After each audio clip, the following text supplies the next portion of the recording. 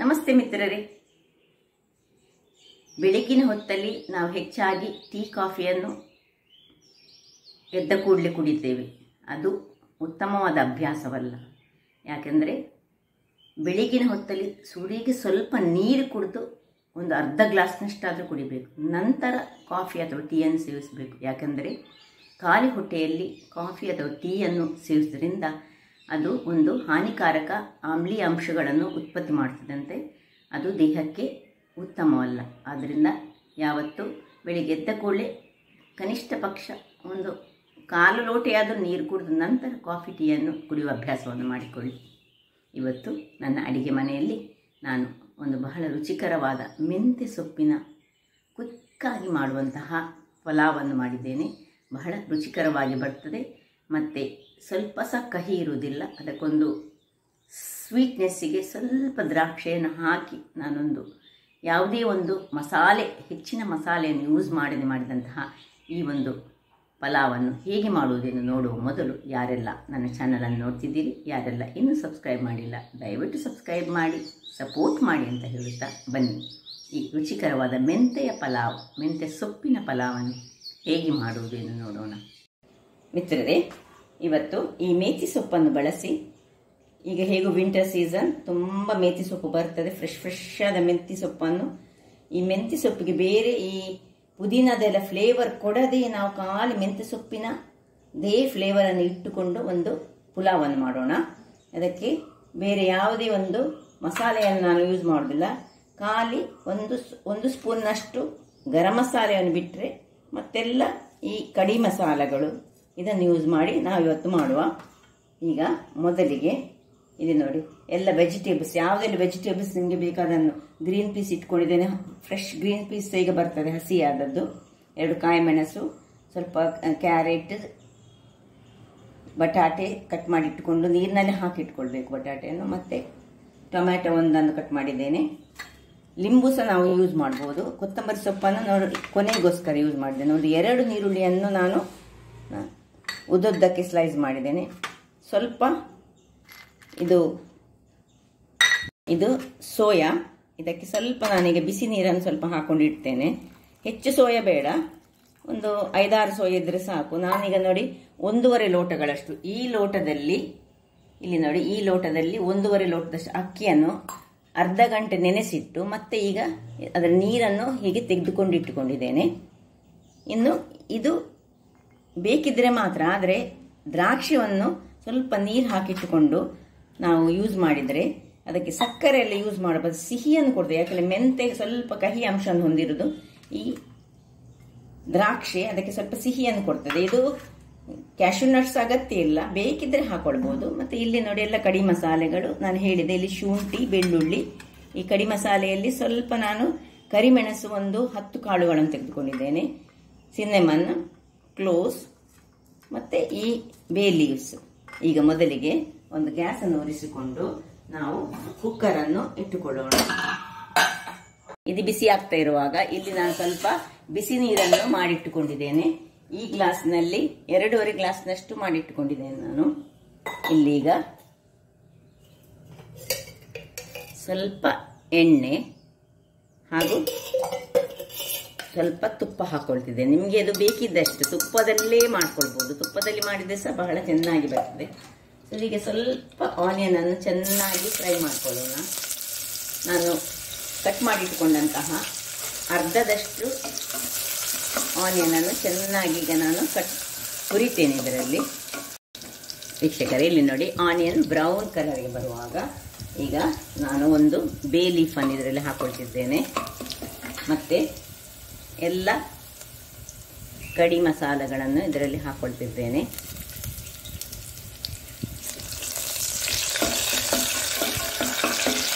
ಇನ್ನು ಇದನ್ನು ಸಣ್ಣದಾಗಿ ಇಟ್ಟುಕೊಂಡು ನಾವು ಈ ಕುಟ್ಟಣಿಗೆಯಲ್ಲಿ ಈ ಮೆಣಸು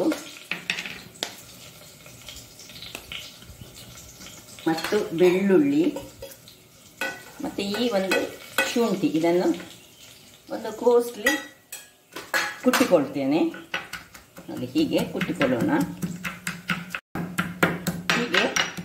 ಹೀಗೆ ಕುಟ್ಟಿಕೊಂಡು ಇದರಲ್ಲಿ ಸ್ವಲ್ಪ ಕೊತ್ತಂಬರಿ ಸೊಪ್ಪನ್ನು ಸಹ ಹಾಕೊಳ್ಳೋಣ. ಕಟ್ ಮಾಡಿದ್ದು. ಈಗ ಎಲ್ಲವನ್ನು ಇದರಲ್ಲಿ ಹಾಕೊಳ್ಳೋಣ. ನೋಡಿ, ಒಳ್ಳೆ ಬ್ರೌನ್ ಕಲರಲ್ಲಿ ಅಷ್ಟೊತ್ತಿಗೆ ನಮ್ಮದು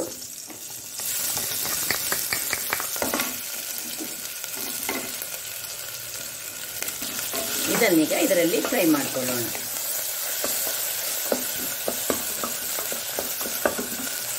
ಇದು ಸ್ವಲ್ಪ ಫ್ರೈ ಆಗುವಾಗ ಈ ಗರಂ ಮಸಾಲೆ ಅಥವಾ ನಾನಿಲ್ಲಿ 1 ಚಮಚದಷ್ಟು ಚಿಕನ್ ಮಸಾಲ ಪೌಡರ್ ಅಂತ ತೆಗೆದುಕೊಂಡಿದ್ದೇನೆ. ಇದು ಕುಕ್ಕಾಗಿ ಮಾಡುವಂತಹ ಒಂದು ಪುಲಾವ್ ಅಂತ ಹೇಳ್ತೇನೆ, ಮೆಂತೆಯ ಪುಲಾವ್. ಇಷ್ಟ ಆಗುವಾಗ ಎಲ್ಲ ನಾವು ಕ್ಲೀನ್ ಮಾಡಿಟ್ಟುಕೊಂಡಂತಹ ಇದನ್ನು ಇದರೊಳಗೆ ಹಾಕೊಳ್ಳೋಣ.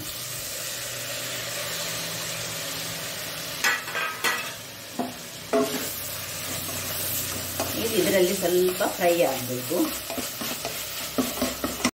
ವೀಕ್ಷಕರೇ, ಇಲ್ಲಿ ನೋಡಿ, ಇದಿಷ್ಟು ಬಾಡುವಾಗ ಇಲ್ಲಿ ನಮಗೆ ಇದು ಇಲ್ಲದೆ ಕಹಿ ಬರ್ತದೆ ಅಂತ ನಿಮಗೆ ಇದ್ದರೆ ನಾವೇನು ಮಾಡಬೇಕು ಹೇಳಿದರೆ, 1 ಚಮಚದಷ್ಟು ತುಪ್ಪವನ್ನು ನಡುವಲ್ಲಿ ಹಾಕ್ಕೊಂಡು ಈ ದ್ರಾಕ್ಷಿಯನ್ನು, ನಾವು ನೆನೆಸಿಟ್ಟಂತಹ ದ್ರಾಕ್ಷಿ, ಗೋಡಂಬಿ ಬೇಕಿಂತ ಇಲ್ಲ, ದ್ರಾಕ್ಷಿ ಹಾಕಿದ್ರೆ ಅದರ ಕಹಿಯನ್ನು ತೆಗೀತದೆ ದ್ರಾಕ್ಷಿ, ಇದರಲ್ಲಿ ಹಾಕಿ ಹೀಗೆ ಮಾಡಿ ಎಲ್ಲವನ್ನು ಒಟ್ಟಿಗೆ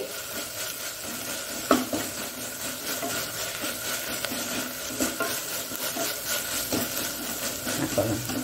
ಇನ್ನು ಉಳಿದೆಲ್ಲ ವೆಜಿಟೇಬಲ್ಸ್ಗಳು ಬಹಳ ಆರೋಗ್ಯಕರವಾಗಿರ್ತದೆ ಈ ಒಂದು ಪುಲಾವು.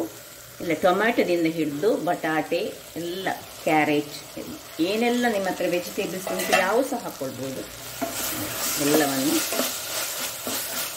ಇದಕ್ಕೆ ನಿಮ್ಮ ಹತ್ರ ಪುಲಾವ್ ಮಸಾಲೆ ಇರಬೇಕಂತೆಲ್ಲ ಏನಿಲ್ಲ, ಮನೆಯಲ್ಲಿರುವಂತಹ ಬೆಳ್ಳುಳ್ಳಿ, ಶುಂಠಿ ಮತ್ತು ಗರಂ ಮಸಾಲೆ, ನಿಮ್ಮ ಚಿಕನ್ ಮಸಾಲೆ ಇದ್ದರೆ ಗರಂ ಮಸಾಲೆ ಪೌಡರ್ ಯಾವ ಸಹ ಆಗ್ತದೆ ಅದರಲ್ಲಿ ಹಾಕ್ಕೊಂಡು, ಅಥವಾ ನಿಮ್ಮ ಹತ್ರ ಗರಂ ಮಸಾಲೆ ಪೌಡರ್ ಇಲ್ಲ ಅಂತ ಆದರೆ ಸಹ ಎಲ್ಲ ಕೊತ್ತಂಬರಿ ಪೌಡರ್, ಮೆಣಸಿನ ಹುಡಿ ಅದನ್ನೆಲ್ಲ ಹಾಕ್ಕೊಂಡು ಅದರಲ್ಲಿ ಸಹ ಮಾಡ್ಬೋದು. ಇದು ಬಹಳ ರುಚಿಕರವಾಗಿ ಬರ್ತದೆ. ನೋಡಿ, ಇಷ್ಟು ಒಳ್ಳೆ ಇದರಲ್ಲಿ ಫ್ರೈ ಆಗುವಾಗ ನಾವು ನೋಡಿ ಇಷ್ಟು ಫ್ರೈ ಆಗಬೇಕು ನಮ್ಮ ಮೆಂತೆಯ ಸೊಪ್ಪು. ಮೆಂತೆಯ ಸೊಪ್ಪಿನ ಫ್ಲೇವರೇ ಬರಬೇಕು. ಅದಕ್ಕೋಸ್ಕರ ನಾನಿವತ್ತು ಬಿಡಿದ ಯಾವ ಸೊಪ್ಪನ್ನು ಹಾಕಲಿಲ್ಲ. ನೋಡಿ, ಈಗ ಈ ನೆನೆಸಿಟ್ಟಂತ ಅದನ್ನು ನೀರನ್ನು ತೆಗೆದಂತ ಅದನ್ನು ಇದರಲ್ಲಿ ಹಾಕೊಳ್ಳೋಣ. ನಿಧಾನಕ್ಕೆ ಈಗ ತಿರುಗಿಸ್ಕೊಳ್ಬೇಕು. ಹೆಚ್ಚಿನ ಪುಲಾವ್ ಮಸಾಲೆ ಇಲ್ಲ ಇದರಲ್ಲಿ, ಖಾಲಿ ಮೆಂತೆಯ ಫ್ಲೇವರ್, ಮೆಂತೆ ಸೊಪ್ಪಿನ ಫ್ಲೇವರ್ ನಮಗೆ ಸಿಗಬೇಕು. ಮೆಂತೆಯ ಪುಲಾವ್ ಹೇಳಿದರೆ ಮೆಂತೆ ಸೊಪ್ಪಿನ ಫ್ಲೇವರೇ ಸಿಗಬೇಕು. ಅದಕ್ಕೆ ಪುದೀನವನ್ನು ನಾನು ಯೂಸ್ ಮಾಡಲ್ಲ. ಪುದೀನ ಒಳ್ಳೆಯದು, ದೇಹಕ್ಕೆ ಬಹಳ ಒಳ್ಳೆಯದು. ಸ್ವಲ್ಪ ಕೊತ್ತಂಬರಿ ಸೊಪ್ಪನ್ನು ಯೂಸ್ ಮಾಡಿದ್ದೇನೆ. ಇಲ್ಲೀಗ 1 ಚಮಚದಷ್ಟು ತುಪ್ಪವನ್ನು ನಾನು ಹಾಕೊಳ್ತಿದ್ದೇನೆ. ಸಾಕು, ಇಷ್ಟು ತುಪ್ಪ ಆದರೆ ಸಾಕು. ಇನ್ನು ಈ ಉಪ್ಪನ್ನು ಹಾಕೊಳ್ಳೋಣ, ರುಚಿಗೆ ತಕ್ಕಷ್ಟು ಉಪ್ಪು.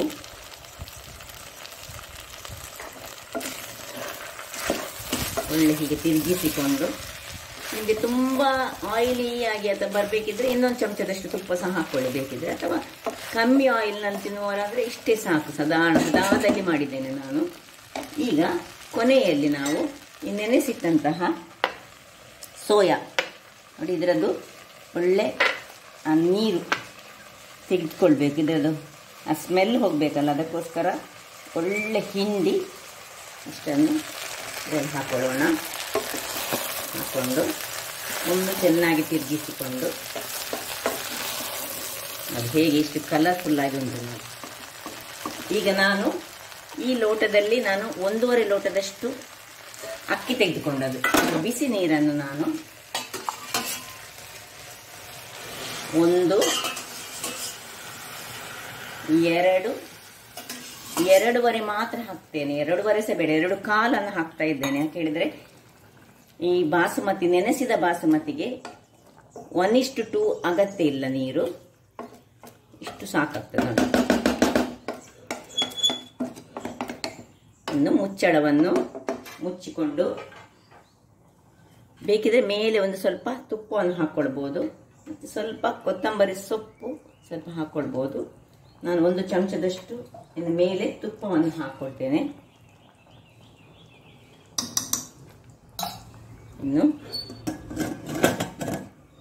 ವಿಸಿಲ್ ಇಟ್ಟು ಕೇವಲ ಒಂದೇ ಒಂದು ವಿಸಿಲ್ ಸಾಕು. ಒಂದು ವಿಸಿಲ್ ಆದ ಕೂಡಲೇ ಆಫ್ ಮಾಡಿ.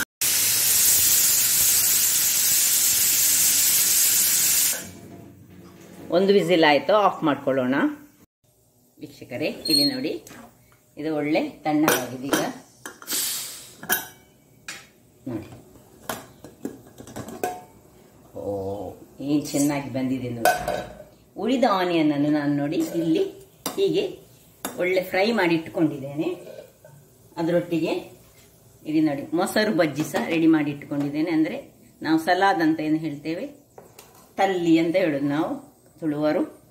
ಈಗ ಇದನ್ನು ಸರ್ವ್ ಮಾಡ್ಕೊಳ್ಳೋಣ. ಇದರ ಮೇಲೆ ನೋಡಿ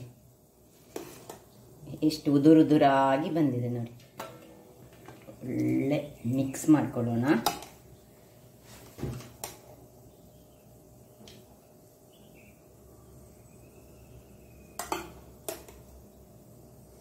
ಮೆಂತೆಯ ಫ್ಲೇವರ್ ಮೂಗಿಗೆ ಹೊಡಿತಾ ಉಂಟು, ಅಷ್ಟು ಚೆನ್ನಾಗಿ ಬರ್ತಾ ಉಂಟು. ಈಗ ಇದರ ಮೇಲೆ ನಾವು ಸ್ವಲ್ಪ ಇದನ್ನು ಹಾಕೊಳ್ಳೋಣ.